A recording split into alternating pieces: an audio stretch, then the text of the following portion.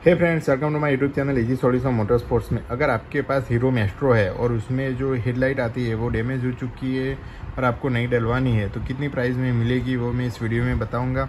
आप देख सकते हैं हमारे पास फियाम कंपनी की हेडलाइट है। यहाँ पे आप देख सकते हैं फियाम की बेजिंग हमें देखने को मिलेगी।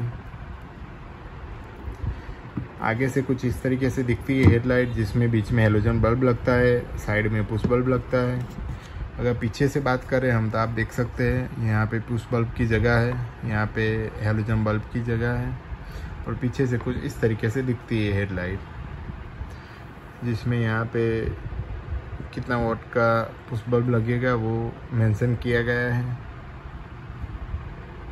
और अगर प्राइस की बात करें हम तो फियाम कंपनी की 460 रुपये की प्राइस है MRP और 100 रुपीज़ जैसा लेबर चार्ज लगता है इसको फिटिंग करने में। और ऐसे ही नई इन्फॉर्मेटिव वीडियो के लिए please subscribe my YouTube channel.